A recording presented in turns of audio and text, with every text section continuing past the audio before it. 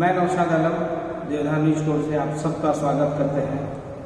हमारे बीच देवधा न्यूज के बीच आज जाने माने युवा समाज सेवी देवधा पंचायत के लाडला कहले चुनाव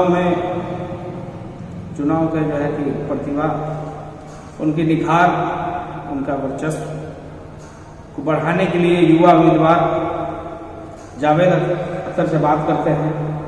जावेद अख्तर जी, देवधा न्यूज में आपका बहुत बहुत शुक्रिया, बहुत स्वागत है आपका।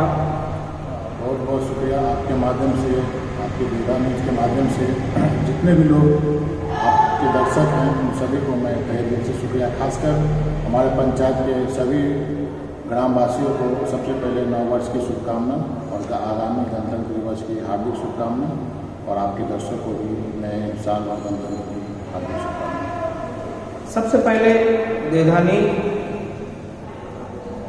इस बात की जानने की जरूरत है कि देवधावासी जानना चाहते हैं कि क्या वाकई आप मुखिया के जो है कि कैंडिडेट बनने जा रहे हैं? ये बिल्कुल सही बात है कि हम मुखिया कैंडिडेट बनेंगे और इंशाअल्लाह पूरी मेहनत, ईमानदारी के साथ हम लड़ेंगे। बहुत सारे लोग मेरे बारे में गलत अफवाह ये फैला रहे हैं, इनको कोई उम्मीदवार चुनाव की स्थिति में जाने, जब चुनाव की स्थिति बनती है तो बहुत सारे अफवाहों का दौर, अच्छी बातों का दौर चलता है। इसके लिए देवधा न्यूज की ओर से आपके लिए कुछ सवाल हैं कि गांव की मुख्य राजनीति में आने की प्रेरणा आपको कहाँ से मिली? देखिए, मैं पिछले 20 साल से सक्रिय राजनीति को देख रहा हूँ। कर तो नहीं रहा हूँ लेकिन देख रहा हूँ और शिक्षित हूँ। उस समय जब राजनीति शुरू हुई, जिस समय 20 साल पहले से मुखिया का चुनाव संभवतः शुरू हुआ था, उस समय से मैं देख रहा हूँ। हमारे मध्य में ऐसा कोई प्रतिनिधित्व नहीं बना है, ऐसा कोई मुखिया नहीं बना है जो दोबारा बने। आखिर क्यों नहीं बना? हमारे कहने का मतलब है हमारे पंचायत में हम अच्छा काम करते, आम जनताओं के दिल को हम जीतने की कोशिश करते, तो हमें लग रहा है कि 20 साल लगभग होने वाला पंचायत चुनाव का सिस्टम के आधार पे तो कहीं ना कहीं मुखिया रिपीट होना चाहिए था। अगर वो, यानी आपके कहने का मतलब जो है कि अच्छी कामों के नहीं किया गया इसलिए मुखिया रिपीट नहीं हुआ। संभवतः तो यही है कि भाई काम आप नहीं कीजिएगा तभी आपको जनता ने नकारा, या नहीं तो देखिए काम भी एक जगह अपनी जगह पे है और जनता का दिल जीतना, जनता के दिल में प्यार जगाना, जनता की नज़र में अच्छा बनना, जनता की नज़र में आपके अपने प्रति जो है ना इज्जत बनाना, ये अलग चीज़ है और काम करना अलग चीज़ है। आप वही लोग कामयाब हो सकता है जो दोनों लेके चलेगा। ग्राम पंचायत की बहुत सारे समस्या हैं, बहुत सारी बातें हैं। हमारे बहुत सारे लोग हमें व्हाट्सएप करते हैं, अपने सवाल हम इसे सूचित करते हैं कि इन सवालों की, इन मुद्दों को उठाया जाए। उनमें से ये खास मुद्दा है कि आज तक 20 साल ग्राम पंचायत के इलेक्शन हो चुके हैं, 4 मुखिया इससे पहले हो चुके हैं, 5वें के लिए जो है चुनाव होना। आज तक पंचायत भवन का निर्माण नहीं हुआ, इस पर आप क्या? देखिए, ये तो मैं मानूंगा कि हमारे प्रतिनिधि की गलती है। पंचायत चुनाव के बाद लगभग 4 मुखिया, अब अभी जो चल रहा है वो 4 मुखिया हो जाएंगे अब तक, लेकिन पंचायत भवन का निर्माण नहीं होना ये पंचायत वासियों के लिए बेहद खराब रहा, क्योंकि पंचायत भवन से अच्छा मैसेज आता। पंचायत भवन होता है आम जनताओं का समस्याओं का हल करने का भवन कहा जाता है, और पंचायत में हालांकि जगह भी है, बावजूद उन पे काम नहीं हो रहा है। ये बहुत दुर्भाग्यपूर्ण बात है और इंशाअल्लाह अगर हमारी जीत होती है तो सबसे पहले मैं एक पंचायत भवन का निर्माण करने की पूरी कोशिश करूँगा ताकि आम जनता अपनी बात वहाँ जाके कह सके, वहाँ पर उनको ग्राम सेवक और भी कोई ज़रूरत के जो भी पदाधिकारी है वो वहाँ पर उनको मिल सके, जो ग्रामीण लेवल के होते हैं। गांव के बहुत सारे मुद्दे हैं, इनमें एक मुद्दा है कि ग्राम पंचायत देवधा मध्य के जो भी NH 104 से जुड़े मुख्य मार्ग हैं जिनसे होकर के गांव में जाएंगे, अब तक पूरी तरह जर्जर है। आप देख लें ईदगाह चौक थाना रोड ले लें, आप देख लें नोनिया चौक से गोदाम मोहल्ला जाने वाली रोड को देख लें, आप देख लें भगवती चौक से जो है कि गोदाम मोहल्ला जाने वाली रोड को देख लें। क्या मुद्दा है, किन कारणों से ये सब अभी तक जर्जर और कीचड़ में दबा हुआ रोड बना है? देखिए, रोड का जो सिस्टम है, बनाने का जो सिस्टम है, अगर जर्जर हुआ है तो कहीं ना कहीं हाल फिलहाल में अगर रोड बना है और जर्जर हुआ है, इसका मतलब है कि वहाँ पे सही मटेरियल से काम नहीं हुआ है। अगर हाल फिलहाल में कोई रोड गड़बड़ हुआ बनने के बाद और रह गई बात कोई सड़क पुरानी हो गई है तो उनका भी नया सिरे से बनाया जा सकता है या उसको आधुनिकीकरण किया जा सकता है, लेकिन अगर ऐसा नहीं किया है और NH 104 से जुड़ने वाली सड़क के जर्विदर है तो कहीं ना कहीं यहाँ की प्रतिनिधि इसकी जिम्मेदार है। सवाल ये भी है कि आप युवा हैं, युवा राजनीति को किस चश्मे से और कैसे देखता है? देखिए, राजनीति में मैंने कदम रखा है और मुझे लगा कि युवा को राजनीति में आना चाहिए। हम ही नहीं, और भी है युवा चेहरा, तो आइए खुल के आइए, क्योंकि राजनीति में युवाओं की जरूरत इसलिए है कि कहा जाता है कि समाज का रीढ़ का हड्डी होता है युवा, क्योंकि युवा अपने काबिलियत से हर चीज़ को, अपने शिक्षित अनुभव से हर चीज़ को वो मैनेज करते हैं। लेकिन यहाँ पे जो वर्तमान में या पूर्व में जितने भी प्रतिनिधित्व रह चुके हैं उनकी नीयत और सोच और उनके कार्य की शैली पे हमेशा सवाल उठता है। अगर वो अच्छा होते तो युवा को आने का जरूरत नहीं था, लेकिन लोग उनसे तंग हो चुका है और लोग हर आदमी को अपने स्तर से देखें, समाज में रहते हैं तो हर एक दूसरे को जानते हैं कि किसके अंदर क्या काबिलियत है। और मुझे लगा कि युवा जरूरत है, इसीलिए व्यवधान मत पंचायत में युवा की जरूरत नहीं है। मैं कहता हूँ पूरे बिहार लेवल पर आप राष्ट्रीय चुनाव देख लें या राज्य स्तर के चुनाव देख लें, युवा को सिर्फ तरजीह दिया जाता है। आप भी देखते होंगे सोशल मीडिया के माध्यम से या डिजिटल मीडिया उसके माध्यम से आप भी देखते हैं, युवा को आना चाहिए राजनीति में। चुने हुए जनता प्रतिनिधि, जो जनता के प्रतिनिधि हैं, जो जनता द्वारा चुना जाता है, आज पंचायत लेवल पर उनसे सवाल पूछना, उनसे काम की जानकारी लेना बंद कर दी गई है। जनता क्यों नहीं सवाल पूछती उनसे कि हमारा सड़क कहाँ है, हमारे नाले क्या है, किस स्थिति में है? जनता क्यों नहीं सवाल करती प्रतिनिधि से? ये तो खैर हम तो कहेंगे जनता का सरासर गलत है, गलती हो रही है, क्योंकि जहाँ सही से काम नहीं हो रहा है, जहाँ पे गलत काम हो रहा है, हमारा आपका कार्य विरोध करने का, या नहीं तो अगर कोई चीज़ का कहीं समस्या है तो उन मुखिया से मिल के या जो प्रतिनिधि थे, जो भी इस पंचायत समिति के चाहे सरपंच होता है, जो भी प्रतिनिधि थे, तो उनसे मिल के उन मुद्दा को उठाना चाहिए। जो गलत है, जो नहीं होना चाहिए, अगर वो हो रहा है तो उठाना चाहिए। लेकिन कभी कभी होता है क्या ना कि दबंगपनी जो है ना, लोगों को, आम जनता को आवाज़ को दब जाता है दबंगपनी से या उनके परिवारवाद के पहुँच से या उनके दबाव से। ऐसा भी देखा गया है, अल्लाह करे कि ऐसा कोई पंचायत में हो जहाँ इस तरह की बात हो, लेकिन कई बार ऐसा देखने को मिलता है कि लोग डर के मारे सही सवाल नहीं पूछ पाते, अपनी बातों को नहीं उठा पाते। जब परिवारवाद की बात आई है तो मुझसे जुड़ी हुई एक बहुत अहम बात है कि पंचायत स्तर पर जातिवाद का कहाँ तक असर रखा जा रहा है? देखिए, जातिवाद तो अगर इससे पहले चुनाव में अगर जातिवाद की बात हुई है या नहीं हुई हो तो मुझे मालूम नहीं है, लेकिन नहीं होना चाहिए। राजनीति में जातिवाद बिल्कुल नहीं होना चाहिए और कतई नहीं होना चाहिए, उनका कोई जगह नहीं है। और जो करते भी जातिवाद, हमें लगता है वो बेहतर नहीं करते हैं, पंचायत के लिए बेहतर नहीं करते, समाज के लिए। जातिवाद कतई नहीं होना चाहिए, ये सरासर गलत है, ये समाज को कलंकित करता है। किन मुद्दों को जो है कि राजनीति में उठाना चाहिए? गांव ग्रामीण लेवल के मुद्दे हैं, किन लेवल को हम उठाना चाहिए जो आपको दिल को टच कर रहा है?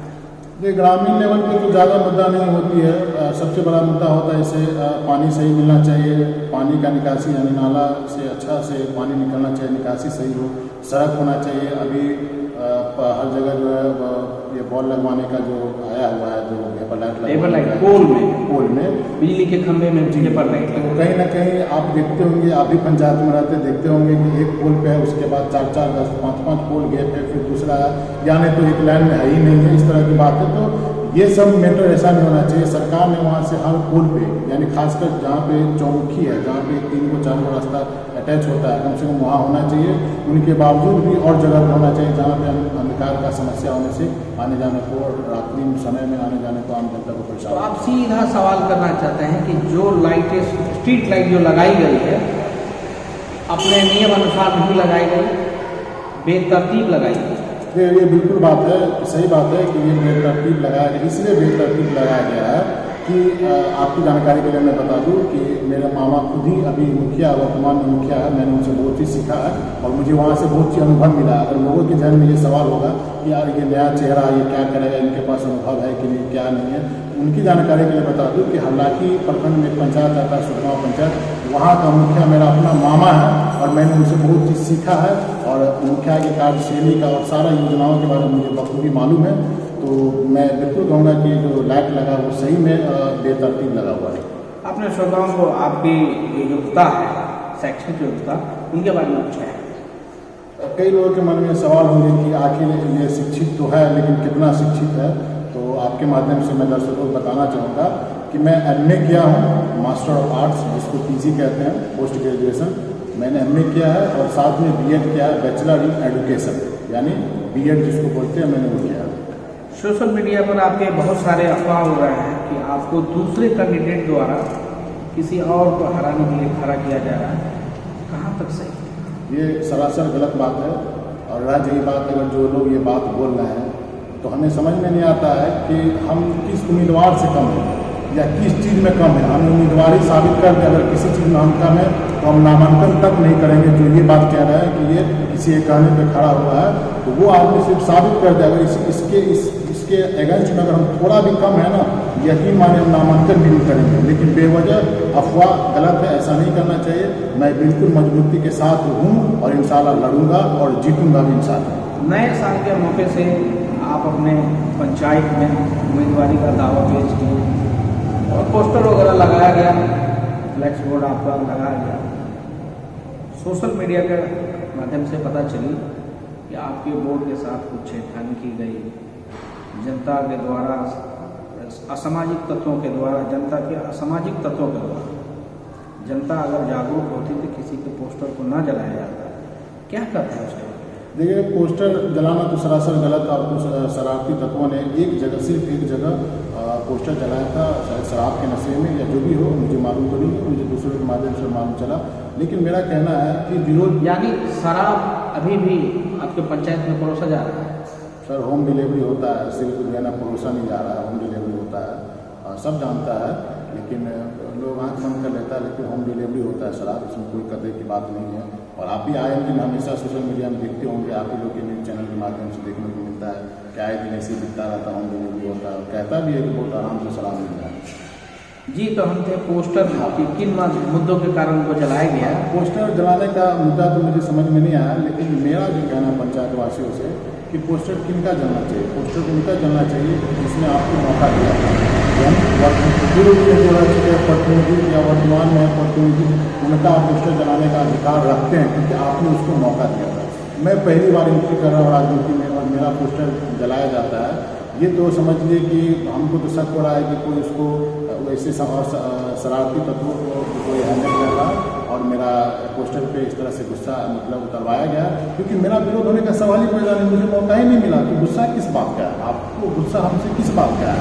अगर यह हुकूमत का बात है तो देखिए, ये पंचायत चुनाव हो चाहे कोई भी चुनाव हो, तो चुनाव में सबसे बड़ी खूबसूरती तो यही होती है कि विरोध असमर्थन होता ही नहीं है। विरोध असमर्थन, अगर आपकी बातों से हम सहमत नहीं है, हम आपका विरोध कर सकते हैं। आप मुझे वोट न करें, अगर मैं आपको पसंद नहीं तो आप मुझे वोट न करें, इससे अच्छा यानी डायरेक्टली अगर मैं उम्मीदवारी आपको पसंद नहीं आ रही तो आप मुझे वोट न करें। अगर मैं गलत हूँ, मैं अच्छा नहीं लग रहा हूँ, मेरा अंदर क्वालिटी नहीं है, तो आप मुझे कभी वोट न करें। लेकिन मेरे पोस्टर पे जलाना कहीं ना कहीं वो जो जितना जिसको जलाया जाता है उतना नहाज मान के निकलता है, मुझे पता नहीं। आखिरी सवाल ये